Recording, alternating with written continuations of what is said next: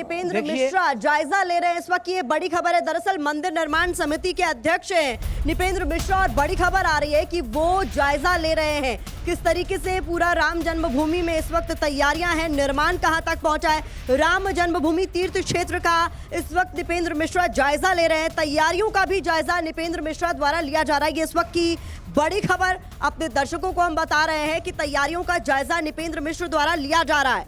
राम जन्मभूमि पहुंच चुके हैं निपेंद्र मिश्र और जो आखिरी अंतिम चरण की जो तैयारियां हैं उसका जायजा उनकी तरफ से लिया जा रहा है। आइए एक बार फिर से अपनी कवरेज का हम रुख कर लेते हैं। इस बीच बहुत महत्वपूर्ण हो जाता है समझना कि किस तरीके से आज क्या कुछ पूजा पाठ संपन्न किया जा रहा है। महंत गिरीश दास जी, आपसे ये समझना चाहूंगी, कल गर्भगृह में रामलला की प्रतिमा को स्थापित करने के साथ ही कहा जा रहा था कि अधिवास शुरू हो गए हैं और जलाधिवास में उन्हें रखा गया। जलाधिवास के बारे में बताते हुए औषधाधिवास जिसे आज किया जाना है उसके बारे में भी जानकारी दें। देखिए, 500 वर्षों के संघर्ष के बाद यह अवसर आया है और उसके बाद जब रामलला का स्थान दिव्य बना तो एक शिल्पकारों के द्वारा भगवान की दिव्य प्रतिमा जिनका दर्शन करते हुए मनुष्य स्वयं को भूलकर अपने आप को भगवान में ही पाने लगे और वो ये ना समझ पावे। जैसे कृष्णा अवतार में एक प्रसंग आता है, लोग कहते हैं कि जब भगवान की बंसी बजती थी तो लोगों को शुद्ध बुद्ध भूल जाती थी। खीर में नौन, दाल में शक्कर, माखन में मिर्चाई, गाय को साग ससुर को भूसो, ऐसी मत बौराई। तो भगवान की जो दिव्य आभा होगी, जो दर्शन होगा, जब वहाँ पहुँचेगा तो मुझे लगता है प्रशासन के लोगों को वहाँ हटाने की व्यवस्था करनी पड़ेगी, क्योंकि लोग खो जाएंगे भगवान में। ऐसे भगवान की दिव्य प्राण प्रतिष्ठा के बाद जो झलक आने वाली है। और विधि विधान के विषय में तो सभी लोगों ने बता दिया। अन्नाधिवास, जलाधिवास, शय्याधिवास, औषधाधिवास, फलाधिवास। जो तमाम दर्शक हमारे साथ जुड़े वो जरूर समझना चाहेंगे कि ये क्यों किया जाता है, इसका महत्व क्या है।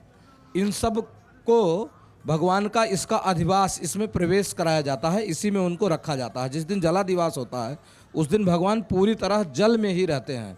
तो जल का जो तत्व है, वायु का जो तत्व है, जैसे शरीर हमारा पंच तत्वों से बना है, इन तत्वों को उसमें प्रवेश कराया जाता है और वैदिक मंत्रों से, अपनी वैदिक पूजा पद्धति से प्राण का आवाहन करके उस मूर्ति में प्राण को प्रविष्ट किया जाता है और वह मूर्ति से परमात्मा के रूप में परिवर्तित हो जाती है और तमाम तरह की दोषों से मुक्त कर दिया जाता है अधिवास के जरिए।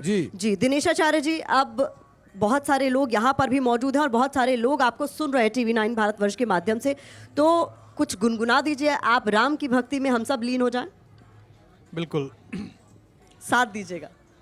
रामा रामा रटते रटते बीती रे उमरिया, रामा रामा रटते रटते बीती रे उमरिया, रघुकुल नंदन कब आओगे, रघुकुल नंदन कब आओगे, अयोध्या की नगरिया, रामा रामा रटते रटते बीती रे उमरिया, रामा रामा रटते रटते बीती रे उमरिया, मैं भिलनी सबरी की जाई, भजन भाव नहीं जानू रे, मैं सबरी भिलनी की जाई,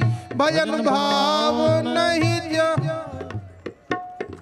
हे राम तुम्हारे दर्शन के हित वन में जीवन पालूं रे, राम तुम्हारे दर्शन के हित वन में जीवन पालूं रे, चरण कमल से निर्मल कर दो, चरण कमल से निर्मल कर दो, दासी की झुपड़िया, रामा रामा रटते रटते बीती रे उमरिया, रामा रामा रटते रटते बीती रे उमरिया, रघुकुल नंदन कब आओगे, रघुकुल नंदन कब अयोध्या की नगरिया रामा रामा बहुत सुंदर। रटते जोरदार तालियां हो जाए। तेरे उमरिया रामा रामा रटते रटते रामा रामा रटते रटते। जोरदार तालियां, जोरदार तालियां। बहुत खूबसूरत दिनेश आचार्य जी, बहुत ही खूबसूरत भजन आपने राम जी के लिए गाया और यहाँ सब लोग सराबोर नजर आ रहे हैं, राम धुन में एकदम खो चुके हैं। इस बीच केसराधिवास के बारे में भी हम जानकारी चाहेंगे दर्शक तमाम की, उसमें किस तरीके से क्या महत्व है, कितने वक्त अवधि क्या होती है, कोई भी अधिवास जो होता है उसकी अवधि क्या होती है? देखिए लगभग 5 घंटे से लेकर के और 24 घंटे तक की अवधि होती है। और अभी जैसा आपने पूछा कि क्यों किया जाता है अधिवास, तो उसका अर्थ ये है कि भगवान को प्राण प्रतिष्ठित हम कर रहे हैं, तो प्राण के लिए पंच तत्वों की आवश्यकता है, प्राण के लिए सुगंधित इत्र की भी आवश्यकता है, प्राण के लिए जल की भी आवश्यकता है, शरीर को पुष्ट करने के लिए फल की भी आवश्यकता है, सैया की भी आवश्यकता है और औषधि की भी आवश्यकता है। केसरावत अधिवास के बाद जो औषधि का अधिवास है, इसका अर्थ यह है कि हमारे जो परमात्मा हैं उन्हें किसी प्रकार का रोग न सताए। देखिए हम परमात्मा के जब तादात्म्य को स्थापित करते हैं ना, तो वहाँ एक जो चेतना जागृत होती है, वहाँ कोई मूर्ति, कोई विग्रह, कोई पाषाण की नहीं होती है, वहाँ एक बालक 5 वर्ष की अवस्था में दिनेश आचार्य जी, ये क्यों कहा जाता है देवताओं को प्रसन्न करने के लिए, खुश करने की ये पूरी पूजा विधि? नहीं, प्रसन्न तो देवताओं को प्रसन्न नहीं, प्राण प्रतिष्ठा की पूजा अलग होती है और प्रसन्नता की पूजा अलग होती है। जब कोई देवता में प्राण ही नहीं है तो प्रसन्न कैसे होगा? जब हम प्राण प्रतिष्ठा करके और प्राण प्रतिष्ठा की पूर्ति कर देते हैं और जब प्राण विग्रह में आ जाते हैं, तब उनके प्रसन्नता के लिए हम कोई पूजा करते हैं। ये जो प्रक्रिया अभी चल रही है, ये उनमें प्राण का आधान करने के लिए सारी प्रक्रियाएं चल रही हैं, जिन अधिवासों के माध्यम से जलाधिवास, सैनाधिवास, फलाधिवास, घृताधिवास, औषधाधिवास, तो ये मूर्ति में प्राण प्रतिष्ठित करने के लिए सारी प्रक्रियाएं की जा रही हैं।